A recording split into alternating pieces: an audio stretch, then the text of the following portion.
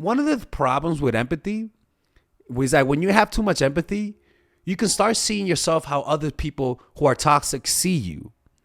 They might, so you kind of can sense that they see you as lesser than. And because you're so empathetic and you value their opinion, you might believe it and work towards winning them over. That's the issue with empaths, is that when they meet a narcissist, they're able to sense what they feel so much that they feel their coldness and actually register it as a real viable signal of their value. When in reality, like a boss. All right, ladies and gentlemen, welcome to the Pillowtalk Hour with Father Alex. And today we're going to be answering one of your questions. And this question is a very interesting one, so get ready for this. And if you guys ever want to work with me one-on-one and ask these types of questions, you can either ask questions like these by becoming a Patreon supporter, and once a month you'll get a question answer similar to this, or you guys can purchase a one-on-one session with me, which is private, by going on the description down below. Okay, so let's begin with the question. So the question says, hi Alex, I've been in a relationship with a guy for a year and a half, and recently another girl called me crying, saying she has been his girlfriend for 2 years. Okay, all right, people, this is psychopathic shit. All right, honestly, I don't like how lying about having double lives is normal, because you know how people live double lives and we think they're psychos. For some reason, cheating and living double life like a lot of guys do, it's not considered psychotic. It's considered being a man. And again, I am not Mr. Holy guy, but in my life, I don't have the balls or even the heart to lie to someone like that and waste their time. That's crazy. Honestly, a guy, that's the first sign. A guy who is willing to lie to you about another relationship, you should never, ever be trusted. Ever. And living with him for a year. Living? What is he? What in the world? What is he, Dexter? How is he able to live a double life like this? Living? Yo, this guy needs to write a book. She found out because he was in town visiting me and ignored all her calls, so she became suspicious and went through his phone. That's another sign right there. The guy who, when he goes on vacation and travels and ignores your call, is a red flag. A guy who doesn't contact you when he's away and you have to contact him consistently is a red flag. Why isn't he contacting you? Let me tell you something. There are a few things in life that causes people to not check their phones. Video games, a football game or a real life game, or getting some pum pum. All right, let's keep listening. So he ignores your call. Okay, me and this guy live in a different country. Okay, you see, there's your problem. Look, long distance relationships, they're possible to work, but the problem is that humans were not wired to have a long distance relationship. We're not wired for that. It's only recent when humans are able to travel across the world and actually have long distance relationships, but it comes with complications. Humans need to see you every day or at least consistently, or have access to you. It leads, long distance a lot of the times doesn't end well, in my opinion. It just doesn't. There's a lot of studies that show that. The number one thing that leads to marriage is not political beliefs, but proximity. You have a higher likelihood of marrying someone who lives near your town than marrying someone who lives in Timbuktu. And not just because of the distance, but there is something that is missing. There is it's like eating your vitamins versus eating food with vitamins. Yeah, you can eat your vitamins, but there's something overall that you're missing when you don't eat actual food. There's some hidden links. It's like getting light from the sun versus getting light from a fluorescent light. The fluorescent light, yeah, you can see, but it's not the same. You don't get the full range of all the colors, of all the spectrum of light that you get from the sun. It's an unlimited range. Being face to face has a big difference, creates a different type of dynamic every day. It does create that sex where you meet them and it's spicy, but that intimacy that is created on a daily basis of you seeing him, touching him, your bodies touching each other consistently, that type of stuff does make a difference, a palpable difference. He would drive 9 hours every other weekend to see me. Okay, well, I just said all of that for that. Okay, but it does make a difference. I met his family and even went on vacation together. God, so that means his family knows, man. Come on, man. His family knows. His family's in on it.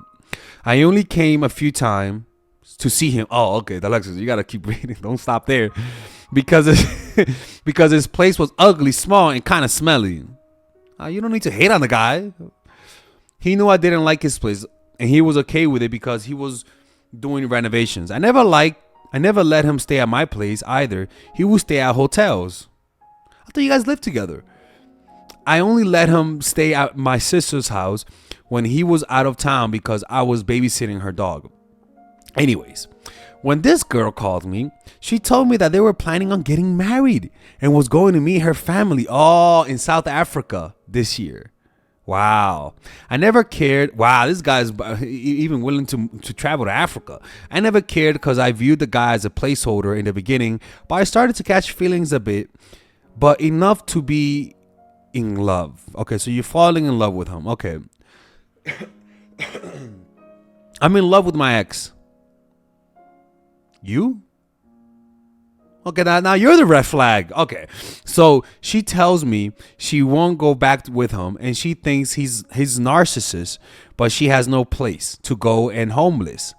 That's another sign. If his ex calls you and tells you he's a narcissist, that's a red flag. But maybe she's telling her that to push her away from the situation. The next day, she gets a message from another woman that tells her he has STD to get herself checked and told me to get checked too. Jesus Christ, this guy's forming alliances. Then she asks, has he contacted me because she told him to delete my number originally. Okay, I messaged him and told him to tell this woman to stop messaging me and swore at him for STD. He just left me on red and never apologized. So I blocked him that day. Okay, so if a guy gives you some disease, that's a red flag also. And if he's not even telling other women, come on, man. So I blocked him. The following night, I snooped her Instagram and see them on a date. Why are you snooping? And how do you know her Instagram? That's the same night I see that he also blocked me on everything and deleted his WhatsApp. So all of those years together, and he just blocks you like that. Like he never felt anything. No apologies. No remorse. You gotta let this guy go. This guy is the holy trinity of toxicity. The trifecta. The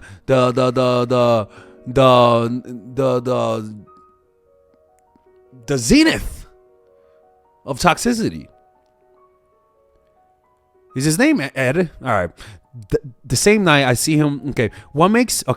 I deleted his WhatsApp. I guess she told him too. Okay. Why? I guess she told him. You see, you're not blaming him. Look, listen to me, man. Don't let him off the hook. Put the blame on him too. Okay? Don't be saying this is her fault, that bitch's fault. No, I'm saying it from your point of view. Like, fucking bitch. Right? Not calling him a bitch. Not calling her a bitch. But don't get mad at her. Don't be looking at her. Look at him. It's not her fault. What makes me angry is I know I got played. Honestly, listen to me, man. Don't take this too personal. Cause you just made a psycho, a narcissist. It's not your fault. When we meet narcissistic people, we can't blame ourselves for falling prey or making the mistakes because they're good liars, man. They know what you need to fall in love. They know the things to tell you. They know the looks, the gifts. They are able to fake intimacy. It's not your fault. You shouldn't feel played. Like, that's just human. Now, you should feel played if you stay. That's when you should feel played. But if you find out about this and the girl told you that, you shouldn't feel played. And if she stays with him, you're not the one that's getting played. She's getting played. So you should not see this as a competition. You should not see this as a hurt to your ego. You should not see this as you not being able to keep a man. You should see this as he's a psycho, and you just found out, and it's not your fault. It's like blaming yourself for getting caught by a murderer. I'm like, bitch, yeah, you were walking in the middle of the forest. Okay, now that's your fault. But you were running in the middle of the street and you got killed. That's not your fault. That's just a psycho. Like, some things are not our faults, you know? And when you blame yourself, you sort of, your ego gets involved and it wants to redeem itself by winning that person over. What makes me angry is I know I got played and he was in the wrong. How dare he block me like I'm nothing? You see, that's the thing, is that you shouldn't, this is not your fault. Don't think that this is a reflection of you. This is just a guy that doesn't value relationships. This is a psycho dude, man, a narcissist. Like, they can't feel anything. So why should you blame yourself? They can't actually love or respect anyone for real. So why should you feel bad about that? Don't let his lack of emotion, his lack of feeling any humanity, don't let that be internalized and to see yourself as such. You know? Like, one of the problems with empathy was that when you have too much empathy, you can start seeing yourself how other people who are toxic see you. They might, so you kind of can sense that they see you as lesser than. And because you're so empathetic and you value their opinion, you might believe it and work towards winning them over. That's the issue with empaths, is that when they meet a narcissist, they're able to sense what they feel so much that they feel their coldness and actually register it as a real viable signal of their value, when in reality it's not. And that's why you shouldn't even stay, because you just being in their proximity, your freaking spidey senses can feel that they don't like you, and so you internalize it because you're empathetic. That's how you connect. Now all I can think about is revenge. How can I get revenge? Should I kill him? Should I burn? No, I'm kidding. She didn't say that. How can I get revenge? What can I do to get over this? Okay. Well, the revenge, first of all, in order to get revenge on somebody, they have to give a fuck about you. All right? That's the first step about revenge. They have to care about what you think of them. You cannot get revenge on someone who doesn't care. Right? Now, you could go get revenge if they don't care, but now you're just breaking the law. And Father Alex is not going to prison for an emo coaching session. I'm not going to tell you to go to fucking Home Depot, right? Get a few things to tie them up, right? Get hydrofluoric acid, right? Get a big tub. Get an Airbnb in the middle of a forest, particularly Idaho or fucking Arizona, all right? Lure him in. Tell him when you're going to give him some poom poom. Bring another girl and say, hey, baby, I have a surprise for you. And of course he's going to come. And then give him some food. I'm kidding. No, I'm not. I bet some girls are like, yeah, keep going. You're going too fast. Slow down. Nah, Father Alex does not teach that. But seriously, man, outside of going to prison, you can't get revenge on a guy that doesn't give a fuck and on the guy that blocked you. I'm sorry. The only revenge you could hope for is that he actually comes back and asks you to get back with him, and you just say no. Other than that, he blocked you. What could you do? Spawn where he's at? Teleport? You know, like spike his drink? You can't do none of that stuff. The only revenge is your happiness. Let me tell you something. As a guy, nothing makes me more pissed off than seeing my ex happy with another guy. That irks me, people. Why are you happy? Why is it making you happy? You know? I'm kidding. I used to be like that, right? Or like when my ex wouldn't get fat, I'm like, what? She's still in shape. You know? Oh my God, he's fucking toxic. This guy's a crazy. Right? But no, man, the way to get revenge is to get over them. Why? Because look, nothing makes me more mad than seeing my ex happy with another man. Or even my ex just being happy. I want to see you cry. Where's the tears at? I'm worthy of a tear or two. And if you don't have it, it hurts my ego, right? So the best revenge is just moving on. Now, how do you move on is time. You give time. You got to give it time. It's good that he blocked you. So that's the first step. Remove yourself from the situation. Never see him again. Never talk to him again. And block that other woman's number. Forget about it. You didn't lose. You gained something by subtraction. And just keep moving forward. Keep looking up. And practice some mental health. If you feel pain and you feel like you want to get revenge, the best revenge is for you to use that pain to improve yourself. Particularly, use it to work out. Use it to get into better shape. Use it to build a business. Use it to do this, to do that. But the point is that the way to move on is to look forward and not back. Get a meditation practice. Read the book The Power of Now by Eckhart Tolle. Go to a meditation. Now, let me tell you something, man. I swear to God, if you really want to get over him, take a 10-day meditation retreat. If you take a 10-day meditation retreat, I can promise you'll get over him. Because if you go to a retreat, you'll be able to learn how to actually meditate, and the instructors in those meditation retreats will teach you how to do it. And if you don't want to do a 10-day retreat, just go to Google and find a bunch of like Buddhist 3-day retreats or 4-day retreats, and there you can learn it at a more easier rate, and you don't have to do 10 days. Or you guys can go to you guys can just start going to like meetups about meditation where you have to sit down and meditate, because when you meditate in a group you end up meditating longer, and I believe when you meditate in a group it's more healing for you, right? But the point is that you got to do things to get over this. You got to put yourself out there. Don't stay home. Don't isolate yourself. It's very easy for you to isolate yourself when you're heartbroken. You got to get around people. If you like to read books, join a book club. If you like to run, join a running group. If you like to cycle, join a cycling group. The point is, don't do things by yourself. Do it in a group, right? And by you doing things in the group is very encouraging. Another thing that you could do is get into martial arts. Get yourself out the house. That's the whole point. Get yourself out the house, and you'll be able to get over him. When you stay at home by yourself, it just gets worse. Life gets worse. You know what I'm saying? Anyways, I hope you guys enjoyed this video.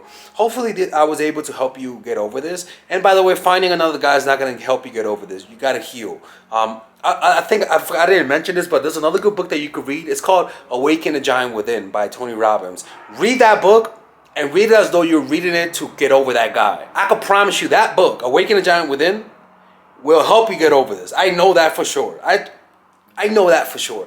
I'm giving you answers that require work, and I get it. It's not easy, but that's life, man. Outside of that, like I said, it's time. You gotta let time do its work. You'll get over him. You'll wake up one day and realize you don't like the guy no more. You just have to trust it and don't speed up the process. Anyways, I hope you guys enjoyed this video. If you want to learn more about this and work with me one-on-one, go to mindforattraction.org. And by the way, we have a course for sale. It's called a Charisma Blueprint. It's a course that I made specifically for people who want to project charisma, from a distance, but also want to be able to learn how to project charisma eyeball to eyeball. Click on the description down below to purchase it. It's $99. And if you guys don't like it, you guys could just ask your money back. And there's also a free video in that course that you guys can preview. So if you guys want to preview it before you purchase it, click on the description down below, and I'll see you guys inside.